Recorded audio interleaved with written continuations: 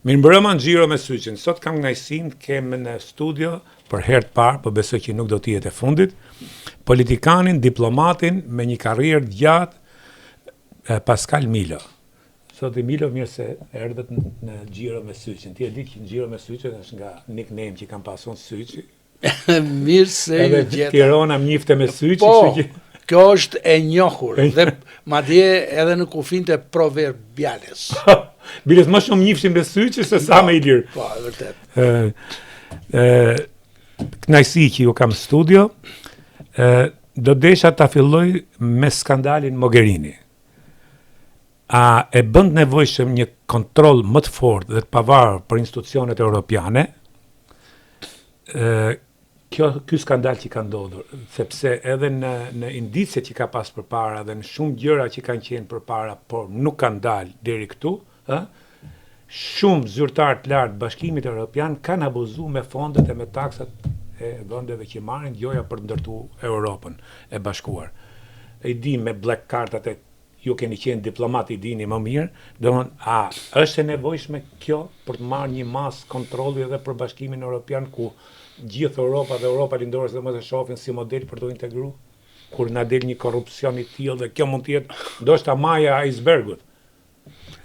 Jo vetëm që është e domosdoshme, por është shumë e vonuar, sepse një institucion i tillë kaq i rëndësishëm që pretendon të vendos themelet e një Europe të bashkuar, që ka kaq shumë vite, të vi dhe të bëhet për fat të keq një model i një abuzimi korruptiv në nivelet e tij më të larta është ulëritse. Është e papranueshme.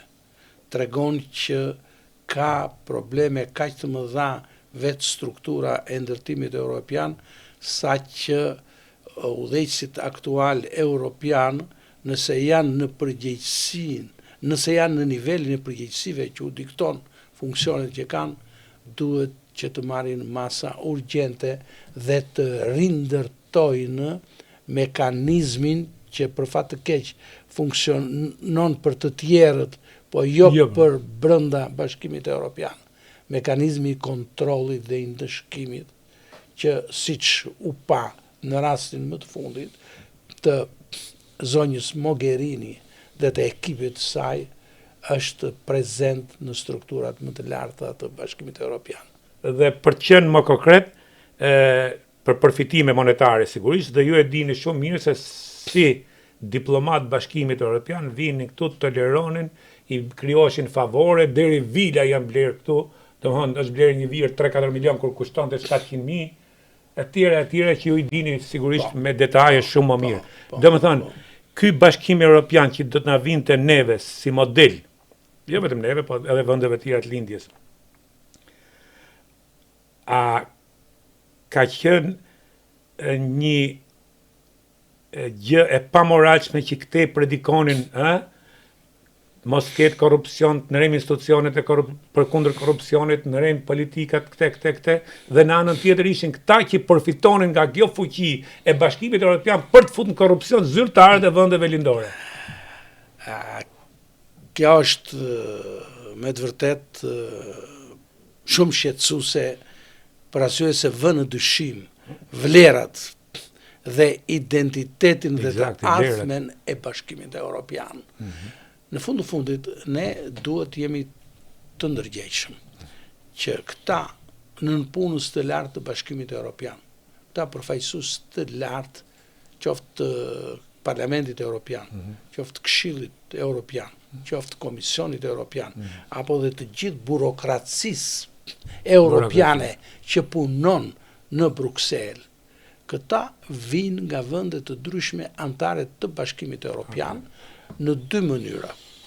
Ose vinë përmes përqindjeve të përcaktuara në marrëveshje për të përfaqësuar vendet anëtare në burokracinë europiane, ose vinë përmes sistemit të konkurimit që prapë organizojnë institucionet e Bashkimit Evropian. Dhe në këto institucione të të gjitha niveleve, qoftë vertikale, qoftë edhe horizontale, janë përfaqësues të shteteve anëtare janë qytetarë të vendeve të ndryshme të Bashkimit Evropian, të cilët në fund të fundit sjellin në strukturat e Bashkimit Evropian në Bruksel, sjellin kulturën e tyre, sjellin dobësitë e tyre, sjellin mangësitë e tyre, përfshirë këtu edhe plagët e pa shëruara të korrupsionit që në të gjitha vendet e Bashkimit Evropian, ku më shumë dhe ku më pak, ky fenomen ekziston. Dhe pikërisht kjo ushtri e madhe nën punësish burokratësh europian në Bruksel që vinë nga këto vende, që ku më shumë e ku më pak janë të njëjtat fenomene korruptive, këta marrin përsipër që t'u japin leksione vendeve që janë kandidate për anëtar të Bashkimit Evropian, ku një nga standardet, një nga kërkesat kryesore kanë qenë dhe mbetet pikërisht lufta kundër korrupsionit si një nga çështjet, kërkesat më kryesore që ka Bashkimi Evropian në procesin e anëtarësimit. Kur këta vetë janë bartës të akteve korruptive, jo vetëm të trashëguara nga vendet nga vijnë, por edhe nga fakti që edhe strukturat e Bashkimit Evropian, pikërisht se janë të përbërë nga këta njerëz, prodhon vetë institucionet e Bashkimit Evropian janë bartës të korrupsionit, prodhojnë korrupsion, kush më shumë dhe kush është bartës sigurisht prodhon. Patjetër. Do të ketë dikush që jep dikush që merr. Para 2-3 vjetësh u bë zhurmë e madhe rreth një afere korruptive në Parlamentin Evropian, që implikonte disa parlamentar në akte korruptive. Dhe u bë një çështje e madhe. Tani na del që ish në zvendës kryetarja e Komisionit Evropian dhe përgjegjësja për politikën e jashtme dhe sigurinë e përbashkët e Bashkimit Evropian, që është posti ku ka korrupsion, sa siguri mund të ketë. Po pikërisht, to janë të lidhura njëra me tjetrën. Pra, ky nuk është fenomen i panjohur. Edhe i shkëputur. Absolutisht jo. Janë të lidhura me njëra tjetrën. Dhe të kthehem te pyetja juaj, a është e mundur? Un kam përvojë si ish ministri i jashtëm, kam takuar shumë përfaqësues të Bashkimit Evropian në vitet e mia të karrierës si ministri i jashtëm, dhe kam takuar përfaqësues të niveleve të ndryshme të Bashkimit Evropian, edhe nivelet të larta të Bashkimit Evropian, që vinin këtu, uleshin dhe ngriheshin dhe dëgjonin prej tyre pikërisht këto kërkesat, sidomos për Shqipërinë, të luftës kundër korrupsionit dhe krimit të organizuar. Dhe ne ishim bërë tabela e qitjes, dhe Mogherini, me që ju e përmendët prapë vetë, kush e di sa herë ka ardhur tu, kush e di sa herë ka folur në takimet me zyrtarët e lartë të Shqipërisë për etapat e integrimit evropian të Shqipërisë, ku artikulohej kjo kërkesë, lufta kundër korrupsionit. Dhe vjen një ditë, vjen një moment kur pikërisht kjo, një nga udhëheqësit e Bashkimit Evropian dhe një nga nënpulësit e lartë, edhe sot e kësaj ditë, se të jesh rektor në Bryzh, në shkollë, në universitet, ku përgatit diplomatët për Bashkimin Evropian, jenë në punë si lartë, sepse paguesh nga fondet e Bashkimit Evropian. Pra, dhe ma në tërsinë e të vi. Tani vinë këta ambasador, ne kemi patur këtu dhe ambasador që dyshohen për akte korruptive gjatë momenteve të shërbimit të në Shqipëri. Njëri, madje, ju nuk e përmendët me emër, por edhe një ndërtesë që ju përmendën, që është te rruga e Laprakës, u ble ajo ndërtesa aty për zyrat. Ka qenë ajo, për të me përmend, pa jarrove Vladin. Po, u përmend, po. Se s'pe kujtoj që emrin, Vladin. Kroatja. U përmend këtu, aty ajo ndërtesë u ble me çmim të jashtëzakonshëm. Ai sa u bë problem në Bruksel, erdhi një ekip kontrolli nga Brukseli, edhe hoqën zyrët andeja. Dhe u motivua se zyrët u hoqën për shkak se ishin ndërtuar me azbest për të fshehur aspektin korruptiv të ndërtimit. Pra, do me thonë, kjo është dhe më e rëndë. Del dhe e fshehin, pastaj imagjino se si është kalb godina.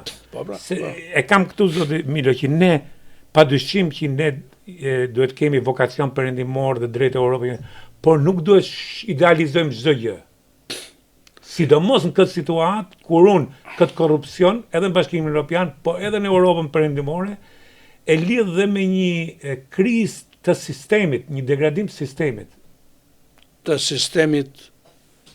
sistemit ekonomik, politik perëndimor, po. Europian, këtu do të qëndrojmë. Por para se të shkojmë atje, duhet ju them që korrupsioni luftohet brenda në vatrën e tij. Dhe përgjegjës në atë parë për luftuar korrupsionin në Shqipëri janë qeveritë shqiptare, institucionet e shtetit shqiptar, politika shqiptare, sepse janë ata përgjegjës, janë ata të cilët janë votuar nga shqiptarët për ta qeverisur këtë vend dhe për ta çuar atë në Bashkimin Evropian.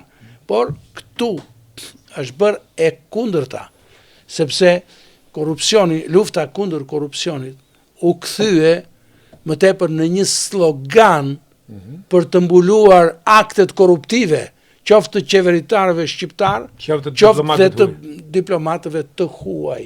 Prandaj kanë ndodhur gjithë këto fenomene, qofshin brenda këtu në Shqipëri, sa janë në një nivel të tillë që nuk është imagjinuar se mund të ekzistonte një nivel i tillë i lartë korruptiv në Shqipëri, por që me lajmet që po mësojmë tani, këto aktet e korrupsionit kanë një përhapje kaq të madhe sa kanë zënë për gryke, mendoj unë, edhe institucionet e Bashkimit Evropian. Dhe këtu ka nevojë pikërisht që Bashkimi Evropian, po e filloi atje ku e nisëm, që Bashkimi Evropian ka nevojë për të ripar të gjithë strategjinë e ndërtimit europian dhe ka shumë arsye për të parë nivelin e besueshmërisë në të ardhmen europiane, nëse ato traktate që kanë nënshkruar gjatë viteve të kaluara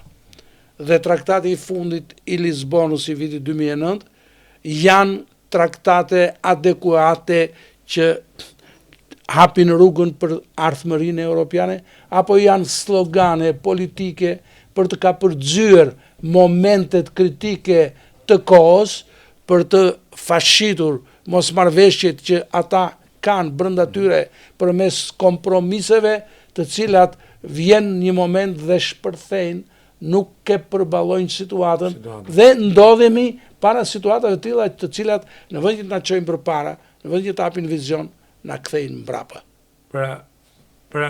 Sistemi europian tashmë me gjithë të metat që ka patur dhe që janë manifestuar tashmë me këto gjërat që po ndodhin, ka nevojë të rishihet, të strukturim.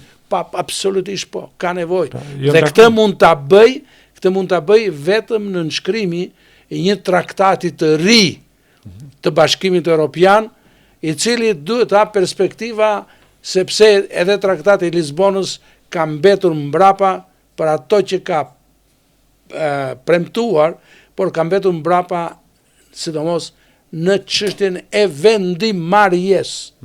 Vendimarrje duke ruajtur në të njëjtën kohë edhe veton e antarëve të nuk mund, është frenues, nuk arrin dot. Po jo, nuk ka sens. Nuk ka sens, se për shembull Greqia gjithmonë do ta bllokojë.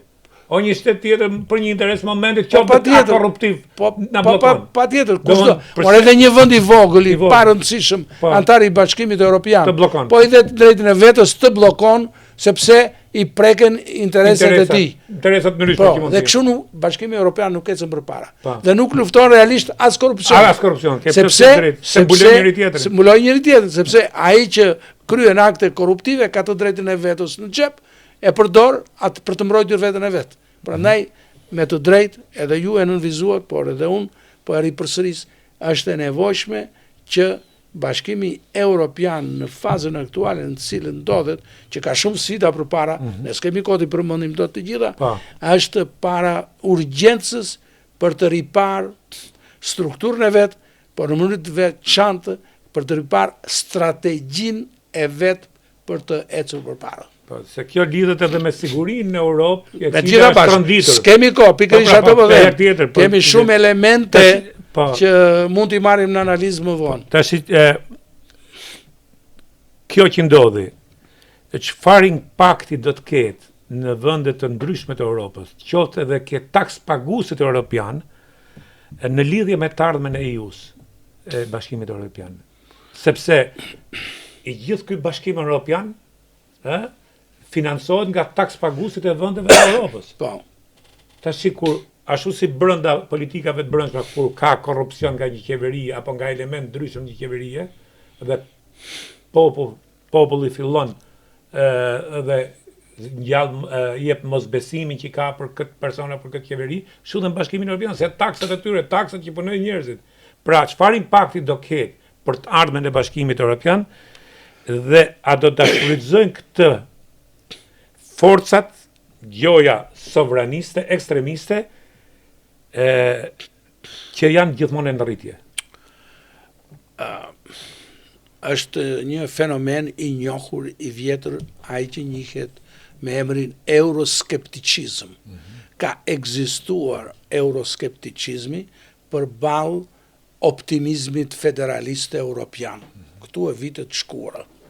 Mirë po, gjatë viteve të fundit, për shkak të dështimeve të Bashkimit Evropian, për shkak të qëndrimeve të tij që nuk kanë qenë në përputhje me vizionet që janë vizatuar në fillim nga etërit themelues të Bashkimit Evropian, lindën mosmarrveshje në vendet anëtare të Bashkimit Evropian dhe u krijua ajo rryma që shikon me dyshim, me skepticizëm procesin e Bashkimit Evropian dhe rolin e Bashkimit Evropian në plan ndërkombëtar.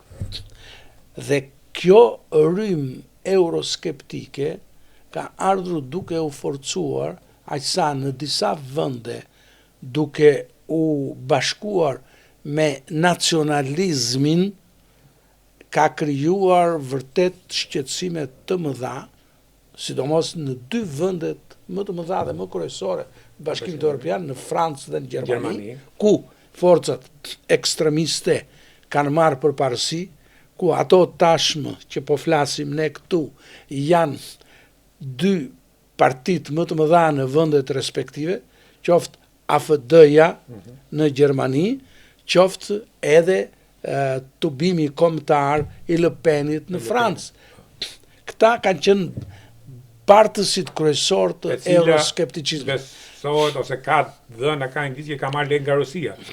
Ato nuk e dim, ato mbeten për tu verifikuar, sepse ka dhe shumë akuzat të ndërsjellta.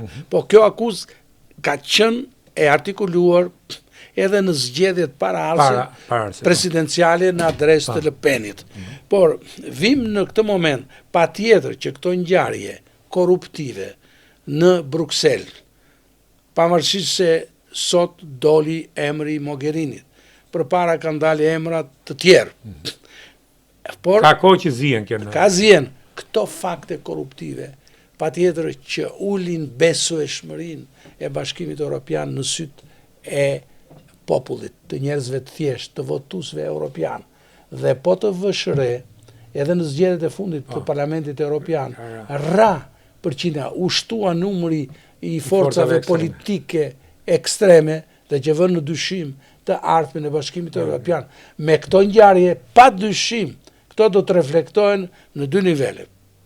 Edhe në nivelin e zgjedhjeve kombëtare, që mund të bëhen parlamentare ose presidenciale, siç mund të ndodhë në Francë për shembull, ku situata zgjen, por pse jo edhe në vende të tjera të Bashkimit Evropian. Pra, do të ketë një rritje të pakënaqësisë dhe të skepticizmit ndaj strukturave të Bashkimit Evropian.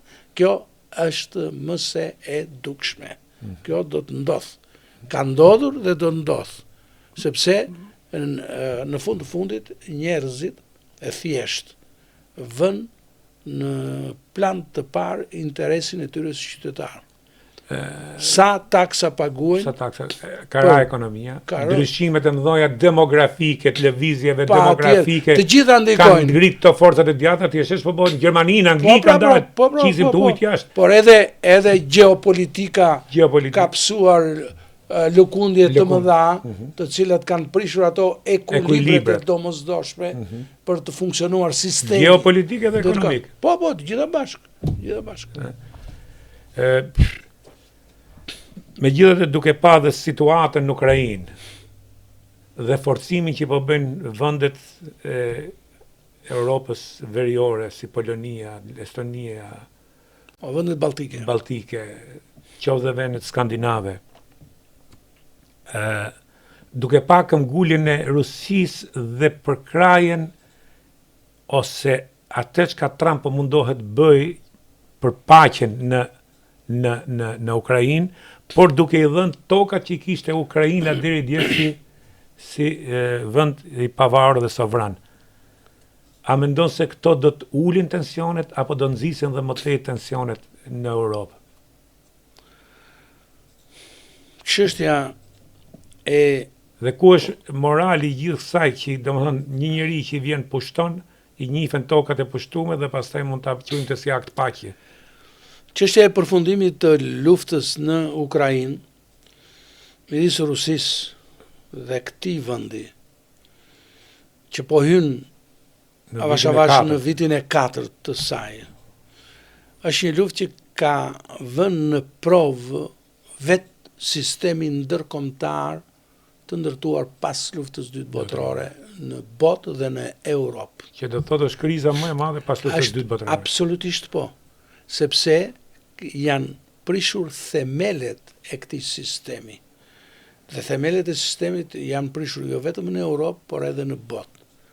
Sepse fuqi të reja të mëdha kanë dalë, fuqi globale, Kina, India, Brazili e të tjera, të cilat kërkojnë që të kenë një rol më të madh në sistem dhe të mos u imponohen një apo dy vende të cilat kanë trashëguar nga sistemi i Jaltës, kanë trashëguar paketën e kontrollit të sistemit, që ka quar që një marrëveshje midis tyre mund të qetësoj përkohësisht ujërat në sistem.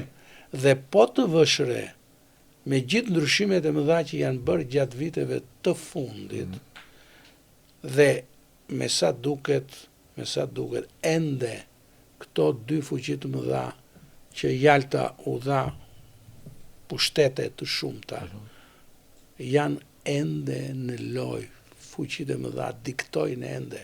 Rusia dhe diktojnë. Bota mendoi që pas vitit 1990, sistemi që u dominua nga Shtetet e Bashkuara të Amerikës, u krijua përshtypja se u krijua një sistem unilateral, një sistem ku sundonte Shtetet e Bashkuara.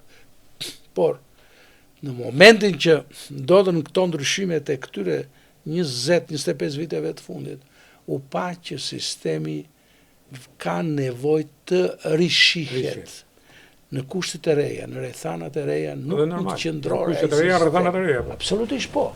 Dhe prandaj ka vende të mëdha, të cilat kërkojnë që të kenë një rol më të madh. Për shembull, pse po diskutohet, ka shumë vite që është diskutuar, që të bëhen antar të përhershëm të Këshillit të Sigurimit të Organizatës Kombeve të Bashkuara edhe vende të tjera, dhe jo më 5 vende, sepse kanë ndryshuar rrethanat. Tash kërkojnë të tjerët të bëhen. Dhe në këtë kuadër kanë ndryshuar edhe shumë gjëra të tjera. Dhe prandaj, nëse do të mbesim këtu, është vështirë ta thuash sot, por tendenca është që ky sistem do thyet. Ky sistem patjetër që do ndryshojë. Do ndryshoj, sepse ndryshojnë rrethanat, sepse ndryshojnë koha, ndryshojnë ekuilibret, ndryshojnë fuqit. Për shembull, askush nuk e mendonte në vitin 1945 në Jaltë që Kina do bëj një fuqi e madhe ekonomike në fund të shekullit. Ka marrë tregun evropian, ka marrë. Po pra është bërë fuqia e dytë më e madhe ekonomike. Dhe për 20 vjet me këtë ritëm ja kalon Amerikës. Do ja kaloj Amerikës, kështu janë paraqikimet. Pra, me pak fjalë, çdo gjë është dinamike, ose po krijohet BRICS-i, po krijohet një sistem tjetër, ka një tendencë të krijojë një sistem të dytë me Rusinë, me Kinën, me Indinë, me Indonezinë, me Pakistanin, Afrikën e Jugut, Brazilin. Pra, po grumbullohen fuqi të pasura dhe të mëdha, të cilat duan të kenë një rol më të madh dhe nuk duan që sistemi të kontrollohet nga një apo dy fuqi. Dhe është normal duke pas një treg dhe fuqi ekonomike. Pra, jemi në një proces ndryshimi të sistemit ndërkombëtar. Dhe kjo do sjell rrjedhoja tjera ku Europa me situatën në cilët ndodhen ka gjasa që do të mbas terren. Prandaj është urgjente që Europa në krizën ekonomike që ka gjithë Europa. Pikërisht, prandaj është urgjente që Europa duhet të mendojë thellë dhe duhet të përpunojë një strategji të re afatgjatë që në kuadër të këtyre ndryshimeve të mëdha që do t'i bëjnë se s'bën sistemit, ajo të ketë vendin e vet, të ketë rolin e vet, të ketë zënë e vet. Prandaj duhet urgjentisht të rikonstruktohet, në mënyrë absolute, dash në mënyrën se si funksionoi, dash në politikën. Duhet një qasje e re, në kushtet e reja, qasje e re. Patjetër. Është normale. Zoti Milo, pas pak ditësh në Kosovë do të zhvillohen zgjedhjet e reja. Prej gati 10 muajsh nuk konstituohet parlamenti, nuk është bërë qeveria, i ka kushtuar kostot të madhe financiare, kjo Kosovës, por edhe humbjet besimit të shqiptarët e Kosovës. Gjithashtu, një izolim ndërkombëtar qof nga Bashkimi Evropian dhe qof nga Shtetet e Bashkuara të Amerikës, në një kohë që ju keni qenë në atë kohë, kur Kosova shihet si viktimë dhe përkrahej nga gjithë diplomacia botërore dhe ajo amerikane, sot kemi ardhur në anën tjetër ku ka filluar avash shihet serbët si viktima. A ndodh kjo për fajin ton që nuk ditëm shfrytëzojmë momentin dhe siç thot akademik Qose ne na hitëm treni në histori dhe kush është përgjegjësia e Albin Kurtit, por edhe e politikës së Kosovës në përgjithësi dhe si shikoni marrëdhëniet e Kosovës specifikisht të Albin Kurtit me Shtetet e Bashkuara dhe me Tiranën, me Bashkimin Evropian dhe me Tiranën. Bët disa pyetje në një çështje shumë të rëndësishme dhe uroj që të kemi kohë që t'i sqaroj me pak fjalë. Pari, ajo çka ka ndodhur në Kosovë gjatë gjithë vitit 2025 është pa precedent dhe i panjohur në historinë e politikës botërore shqiptare, por nuk dua ta them deri botërore, por në Europë është vërtet një precedent shumë domethënës. Është fatale dhe papërgjegjshmëri e plot e klasës politike të Kosovës që e la vendin pa qeverisje efektive për gati një vit, që i rënoi aleancat historike dhe strategjike që ajo kishte jetike me Shtetet e Bashkuara të Amerikës dhe me Bashkimin Evropian për shkak të egoizmave politik të liderëve politik të ndryshëm në Kosovë, për shkak të miopisë tyre, jo vetëm politike, por edhe të miopisë atdhetare. Se atdhetar nuk je dhe nuk bësh se përdor slogane patriotike, se rev gjoksin, se të dhimbset vendi, ose se bën premtime halucinante për të mashtruar njerëz. Po. Për të mashtruar njerëz. Nuk është ky arketipi i adhetarit. Adhetar është ai që mundohet natë e ditë të kapërzej vështirësitë e pengesat në rrugën e prosperitetit të vendit vet. Të kriza. Jo të krijoj kriza. Jo të krijoj kriza. Këta krijuan kriza artificiale. Artificiale. Jam Thjesht plotësisht dakord, artificiale, pa nevojshme. Absolutisht jo. Pse jenë politik? Dhe pse shërbejnë partitë politike në fund të fundit? Shërbejnë për të kapërcyer momentet e vështira, për të gjetur zgjidhje, sepse mendohet që politikanët janë njerëz vizionar, që shkojnë përtej asaj çka sheh një njeri i thjeshtë. Normal. Po. Kurse këta kanë kryer veprime të tilla që jo vetëm politikan nuk mund t'i quash, por as edhe fëmijë të politikës nuk mund t'i quash, sepse grinden si ata fëmijët e lagjes, që kush do të marrë më shumë lodra në tregun e rrugës. Po jo të mendojnë për vendin, jo të mendojnë për Kosovën.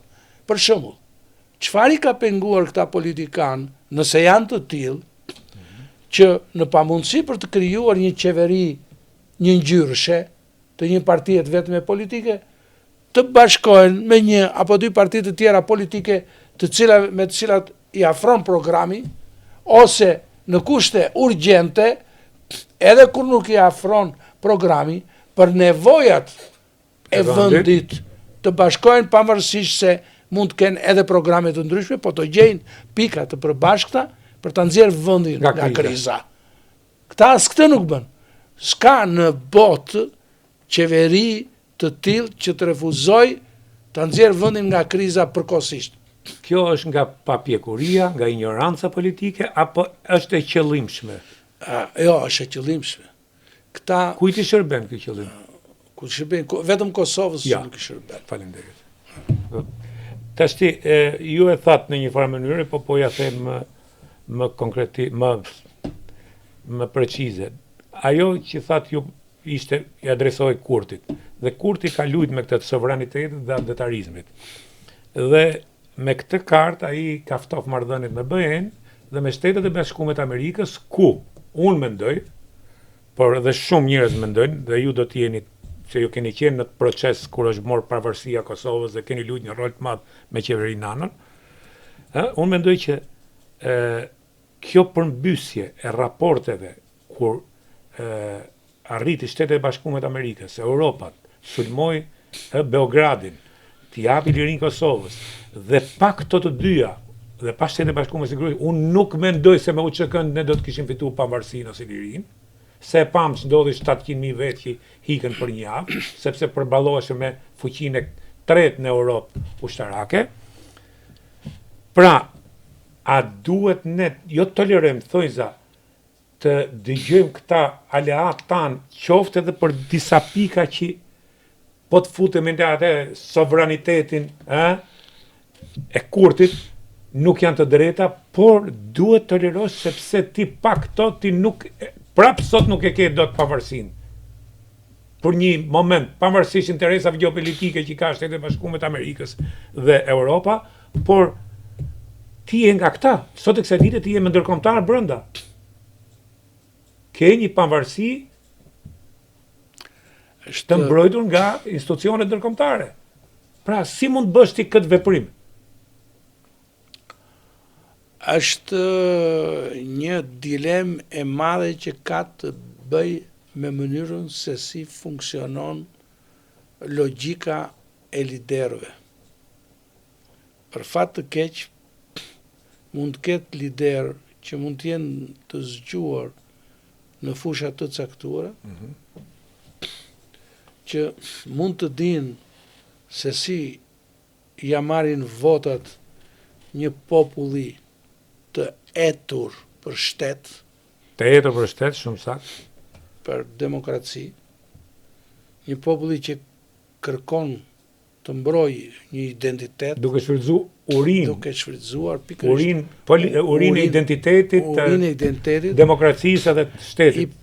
I ofrojnë ushqime të dekompozuara të politikës për t'i marrë votët në emër të sovranizmit. Dhe kjo po ndodh në Kosovë. Një arsye. E dyta, politika e Kosovës është mbështetur në regionalizëm. Është një fenomen tipik i Kosovës. Tipik bajraktaro. Pikërisht. Sepse është dhe në një farë mënyrë, po jo. një farë të ne është pjesërisht. Pjesërisht. Atje sundon në mënyrë absolute. Këta lordët e politikës i kanë Lordët e politikës. I kanë ndërtuar partitë politike mbi baza rajonale. Rajonale. Dikush ka Drenasin dhe Drenicën, Po, se kam qenë. dikush ka Dukagjinin, dikush ka Malshovën, dikush ka Ti Mitrovicën, tregojnë gjithë aty me zona, këte e ka ky, këte e ka ky, këte e ka. dikush ka Prizrenin.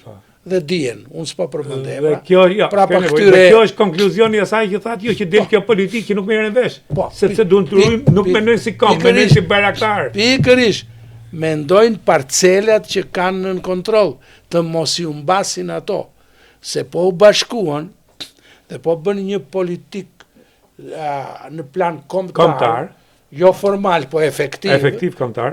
Atëre të fillojnë të gryhen këto rajone ose Fuqitë e këtyre në këto rajone. Pikërisht, do fillojnë të gryhen, sepse do mendohet politikë kombëtare, po. për gjitha rajonet dhe jo për njërin Jo rajon, parcelizim të.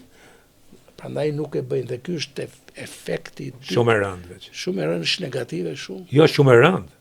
Shumë e rëndë për një popull që ka dalë nga robëria mas kaq vjetësh. Ky është fakt. Në Kosovë nuk duan ta dëgjojnë, sepse kanë pikërisht logjikën e bajraktarizmit.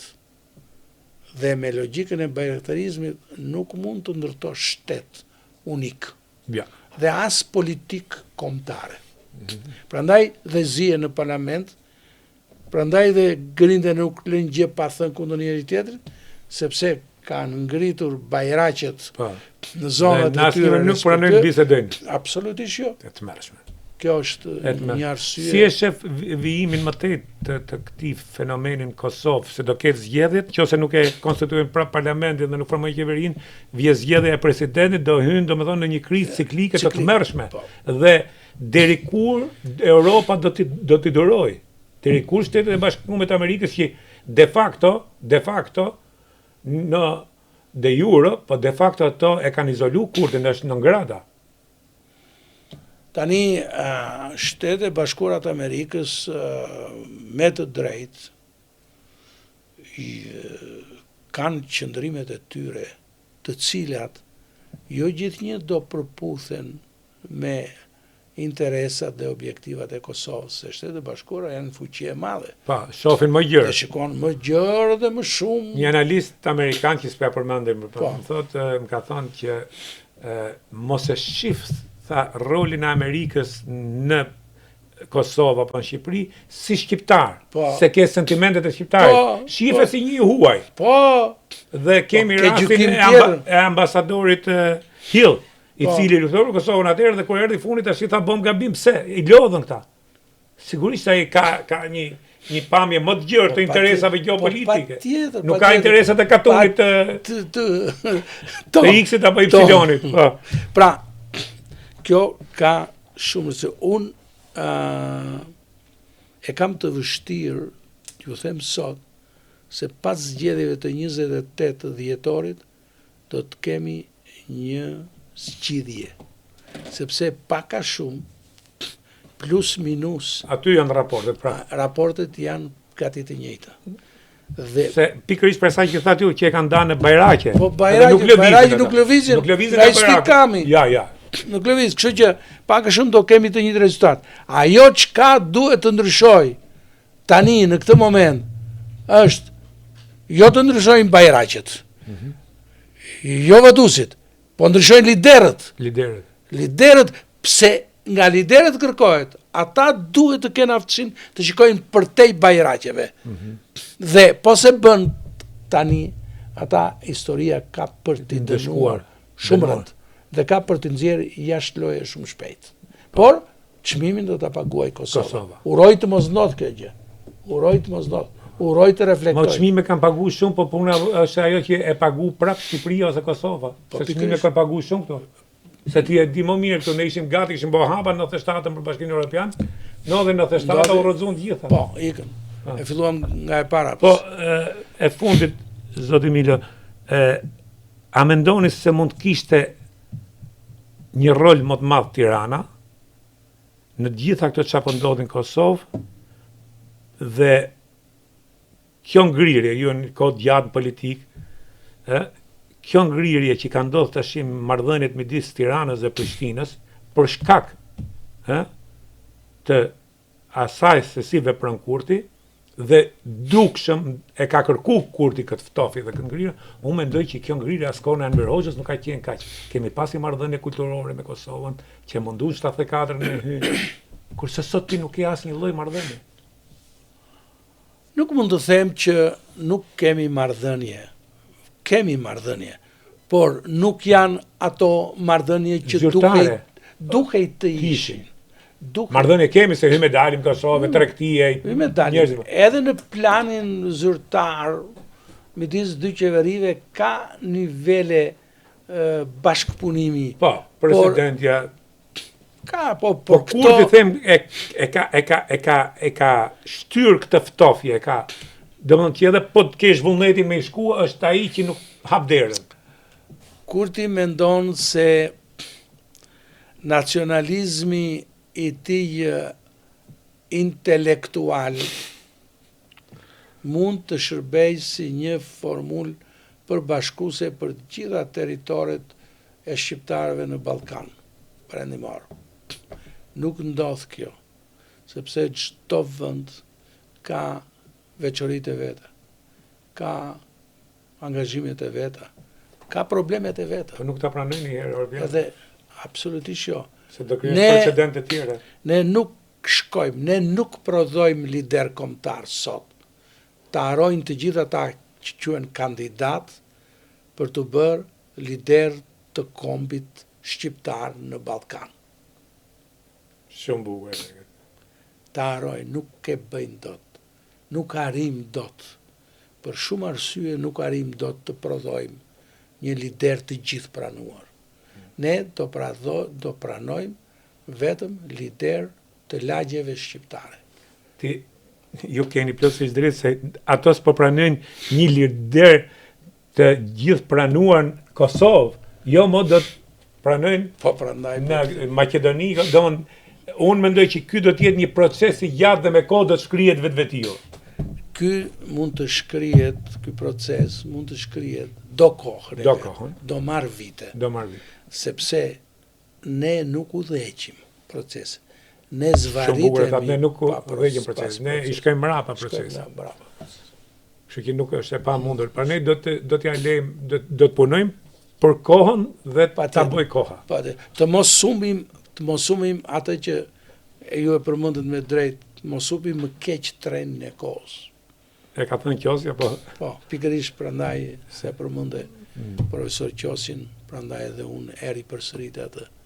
Të mos vazhdojmë, por të mendojmë, të thellojmë, të reflektojmë që të rikuperojmë aq sa të mundemi gabimet që janë bërë tash së fundi.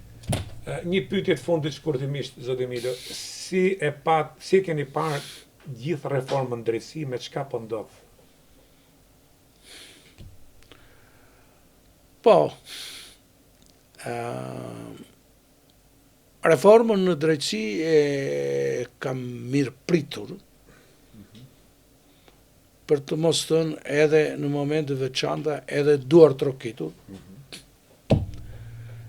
duke shkuar me shpresën se do të shërohej një nga plagët e rënda të Shqipërisë së tranzicionit. Historikisht, po kemi pas shtetë drejtës. Do të shërohej.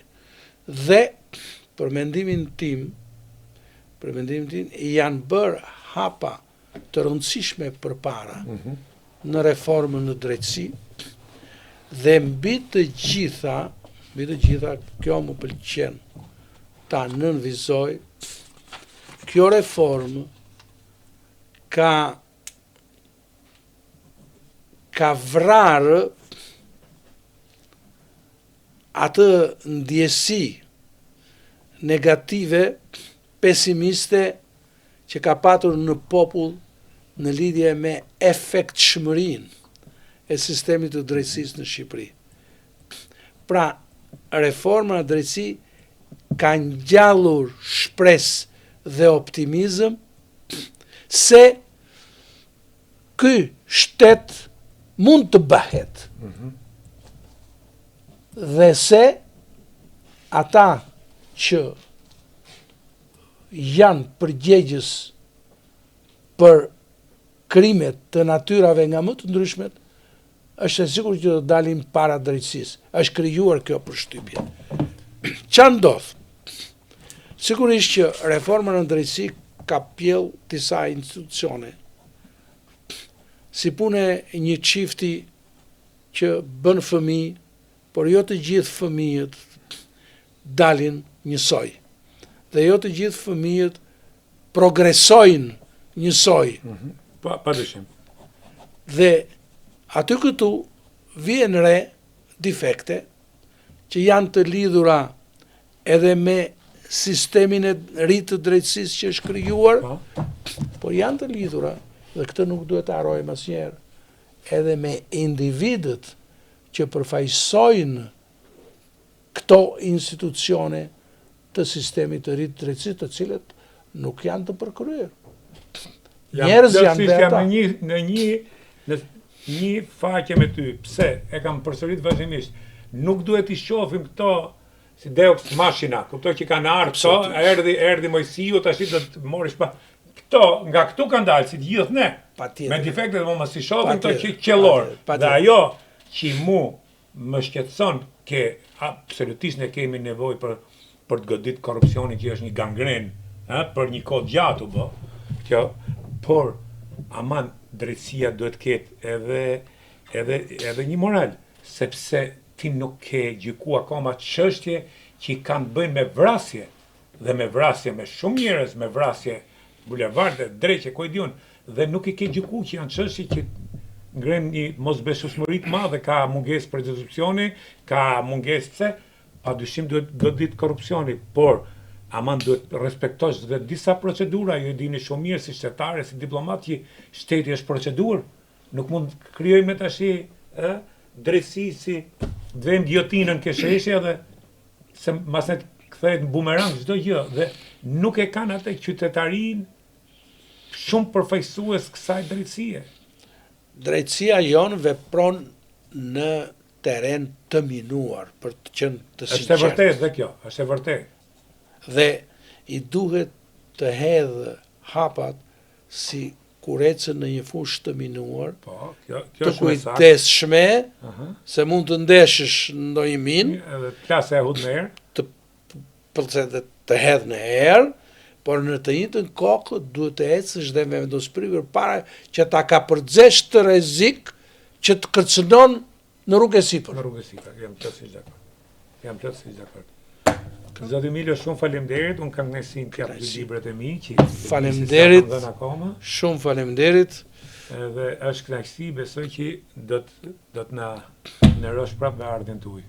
Patjetër, ju kur ta ndjeni të nevojshme se ka ardhur ora që unë të jem këtu, unë do ju përgjigjem me çështje delikate. Faleminderit. Shumë faleminderit. Kënaqësi dhe për mua.